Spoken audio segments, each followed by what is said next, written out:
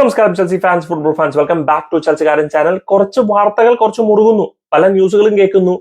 Nicholas Jackson Garnacho swap ഡീലിനെ കുറിച്ച് കേൾക്കുന്നു.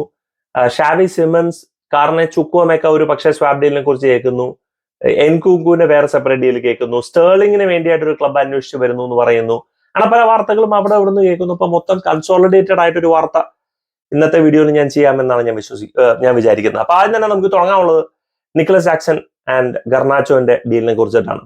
ചെൽസിക്ക് ഗർനാച്ചോന്റെ മേലിൽ താല്പര്യമുണ്ട്, മാഞ്ചസ്റ്റർ യുണൈറ്റഡിന് നിക്കലസ് ജാക്സന്റെ മേലിൽ താല്പര്യമുണ്ട്. നിക്കലസ് ജാക്സൺ ടീമിൽ ഇരുന്ന് ഫൈറ്റ് ചെയ്ത് പ്രൂവ് ചെയ്യാനും താല്പര്യപ്പെടുന്നു. പക്ഷെ ഒരു ഓപ്പർച്യൂണിറ്റി വന്നു കഴിഞ്ഞാൽ മാഞ്ചസ്റ്റർ യുണൈറ്റഡിലേക്ക് പോകാനും പുള്ളിക്കാരൻ ഒരു മടിയില്ല എന്നുള്ള വാർത്തകൾ കേൾക്കുന്നുണ്ട്. അപ്പൊ ചുരുക്കം പറഞ്ഞു കഴിഞ്ഞാൽ അങ്ങോട്ടോ ഇങ്ങോട്ടോ പോകാനുള്ള ഒരു സാധ്യത കൂടുതലാണ്. നിക്കലസ് ജാക്സനെ നമ്മൾ വിലയിരുത്തിയിരിക്കുന്നത് മാഞ്ചസ്റ്റർ യുണൈറ്റഡ് തരുമോ എന്നുള്ളൊരു ചോദ്യമുണ്ട്. ഗർനാച്ചോനെ യുണൈറ്റഡ് വിലയിരുത്തിയിരിക്കുന്നത് ചെൽസി കൊടുക്കുമോ എന്നുള്ളൊരു ചോദ്യമുണ്ട്. അപ്പൊ എന്നെ സംബന്ധിച്ച് ഗർനാച്ചോനെ നമ്മൾ സൈൻ ചെയ്യുകയാണെന്നുണ്ടെങ്കിൽ, അങ്ങനെ ഒരു പ്ലെയറിന്റെ ആവശ്യമുണ്ടെന്ന് എനിക്ക് തോന്നുന്നില്ല. നീ എങ്ങനെ സൈൻ ചെയ്യുകയാണെങ്കിൽ ഒരു 40 മില്യണിന് കൂടുതൽ ചെലവഴിക്കുന്നത് ശുദ്ധ മണ്ടത്തരമായി പോകുന്നതാണ് ഞാൻ വിശ്വസിക്കുന്നത്. പക്ഷെ നേരെ മറിച്ച് നമ്മൾ നിക്കലസ് ജാക്സനെ കൊടുക്കുകയാണെന്നുണ്ടെങ്കിൽ ഈ ഹ്യൂഗോ എക്കിറ്റിക്കയുടെ ഡീലിന്റെ ബേസ് വെച്ച് നോക്കാൻ നേരത്തെ ഒരു 70 to 90 മില്യൺ പൗണ്ട്സ് ആണ് നമ്മൾ ആഗ്രഹിക്കുന്നതെങ്കിൽ that will definitely not be a bad deal. കാരണം നിക്കലസ് ജാക്സൺ എന്ന് പറയുന്ന ഒരു സ്ട്രൈക്കർ, അവന് എല്ലാ ക്വാളിറ്റി ഉണ്ട് ഫിനിഷിംഗ് ഒഴിച്ച്. പക്ഷെ പോരാത്തതിന് അത് മാത്രമല്ല, അവനൊരു പൊസിഷൻ ബേസ്ഡ് ഹെവി ടീമിൽ കളിക്കേണ്ട ഒരു പ്ലെയർ അല്ല. അവനൊരു കൗണ്ടർ അറ്റാക്കിംഗ്, ഒരു ട്രാൻസിഷൻ അറ്റാക്കിംഗ് ടീമിൽ കളിച്ചു കഴിഞ്ഞാൽ, ഇപ്പൊ ഉദാഹരണത്തിന് ആസ്റ്റൺ വില്ല, ക്രിസ്റ്റൽ പാലസ് അങ്ങനെയൊക്കെ ടീമിൽ കളിച്ചു കഴിഞ്ഞാൽ അവന് കുറെ കൂടെ അവന്റെ സ്കിൽ സെറ്റ് ഉപയോഗിക്കാൻ പറ്റും. അവൻ റണ്ണിങ് ഡൗൺ ദ ചാനൽ, അവന്റെ സ്പേസ് ഉപയോഗിക്കാൻ പറ്റും, അവന്റെ ഡ്രിബിളിംഗ് സ്കിൽസ്, അവന്റെ ബോൾ ക്യാരിങ് ഉപയോഗിക്കാൻ പറ്റും. പിന്നെ ഇടയ്ക്കൊക്കെ അവർക്ക് ചാൻസ് കിട്ടുന്നുള്ളൂ, അപ്പോൾ ഇടയ്ക്ക് ഫിനിഷ് ചെയ്താൽ മതി, അതുകൊണ്ട് വലിയ തലവേദനയില്ല. അപ്പൊ അവൻ മാഞ്ചസ്റ്റർ യുണൈറ്റഡിൽ പോയി കഴിഞ്ഞു കഴിഞ്ഞാൽ അവന്റെ പറയുന്ന പോലെ സ്കിൽ സെറ്റ് ഡെവലപ്പ് ചെയ്യാൻ പറ്റുമോ എന്നുള്ളതാണ് വേറൊരു ചോദ്യം. മാഞ്ചസ്റ്റർ യുണൈറ്റഡിന് സത്യം പറഞ്ഞാൽ അങ്ങനത്തെ ഒരു സ്ട്രൈക്കറിന്റെ ആവശ്യമുണ്ടോ എന്നുള്ളതും മാഞ്ചസ്റ്റർ യുണൈറ്റഡ് ആലോചിക്കേണ്ട ഒരു കേസ് തന്നെയാണ്. എനിക്ക് തോന്നുന്നില്ല മാഞ്ചസ്റ്റർ യുണൈറ്റഡിന് ആവശ്യമുള്ള ഒരു ടൈപ്പ് ഓഫ് സ്ട്രൈക്കർ പ്രൊഫൈൽ ആണ് നിക്കലസ് ജാക്സൺ. നിങ്ങൾക്ക് വേണ്ടത് ഒരു എക്സ്പീരിയൻസ് സ്ട്രൈക്കർ ആണ്, ഒരു ക്വിക്ക് ഫിനിഷർ ആണ്. Jackson doesn't suit that profile.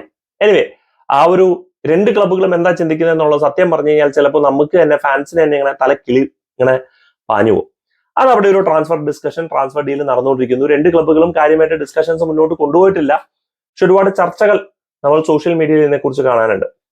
രണ്ടാമത്തെയാണ് Xavi Simons and Carney Chukwuemeka. Xavi Simons ചെൽസിയിലേക്ക് വരാൻ വേണ്ടിയിട്ടുള്ള എല്ലാ വാതിലുകളും തുറന്നു എന്നുള്ളതാണ് ഫെബ്രിസിയോ റൊമാനോ ട്വീറ്റ് ചെയ്തിരിക്കുന്നത്. ചുരുക്കം പറഞ്ഞു കഴിഞ്ഞാൽ ഷാവി സിമൻസിന് ചെൽസിയിലേക്ക് വരാൻ താല്പര്യമുണ്ട്, ചെൽസിക്ക് ഷാവി സിമൻസിനെ സൈൻ ചെയ്യാൻ താല്പര്യമുണ്ട്. പേഴ്സണൽ ടേംസ് ഒരു ഇഷ്യൂ ആവില്ല, ക്ലബ് ടു ക്ലബ് നെഗോസിയേഷൻ തുടങ്ങി വെച്ചിട്ടില്ല. അതൊരു വലിയ ചോദ്യമാണ്. ഷാവി സിമൻസിനെ പോലെ ഒരു പ്ലെയറിനെ എനിക്ക് തോന്നുന്നില്ല ഈ 60 മില്യൺ 70 മില്യൺ പൗണ്ട് കൊടുത്ത് മേടിക്കേണ്ട ഒരു പ്ലെയർ ആണെന്ന് എനിക്ക് തോന്നുന്നില്ല. മേ ബി ഒരു മാക്സിമം 50. നമ്മളൊരു ജേമി ഗിറ്റൻസ്, ജോവോ പെഡ്രോ മേടിച്ച ഒരു ഡീലിന് ഒതുക്കാൻ പറ്റുകയാണെന്നുണ്ടെങ്കിൽ will definitely be a very solid addition. അതേപോലെ തന്നെ കാർണെ ചുക്വമെക്കയ്ക്കും ഡോട്ട്മെന്റിനോട് പോകാൻ താല്പര്യമുണ്ട്. ഡോട്ട്മെന്റിന് കാർണെ ചുക്വമെക്കനെ മേടിക്കണം. ലോണ് ചെൽസി എന്തെന്നാലും സാങ്ഷൻ ചെയ്യില്ല എന്നുള്ളത് വളരെ കർശനമായി പറഞ്ഞിരിക്കുകയാണ്. അപ്പൊ അങ്ങനെയാണെന്നുണ്ടെങ്കിൽ ബൊറൂസിയ ഡോട്ട്മെന്റ് എത്ര പൈസക്ക് മേടിക്കും? 40 മില്യനൊക്കെയാണ് നമ്മൾ ചോദിച്ചിരിക്കുന്നത്. 40 മില്യൺ ഒന്നും ബൊറൂസിയ ഡോട്ട്മെന്റ് തരുന്ന എനിക്ക് തോന്നുന്നില്ല. റെഗുലർ ഗെയിം ടൈം കളിക്കാത്ത ഒരു പ്ലെയറിന് 40 million I don't understand. Comedy അതല്ല, കാർണെ ചുക്വമെക്കയും ഷാവി സിമൻസും രണ്ടുപേരും ഏകദേശം സെയിം പ്രൊഫൈൽ പ്ലെയേഴ്സ് ആണ്, ശൈലി വേറെയാണെന്നേ ഉള്ളൂ. പക്ഷെ രണ്ട് ക്ലബ്ബുകൾക്കും അങ്ങോട്ടും ഇങ്ങോട്ടും പ്ലെയർ സ്വാപ്പ് ചെയ്യണം എന്നുള്ളതാണ് നമുക്ക് കിട്ടാനുള്ള ഒരു വാർത്ത.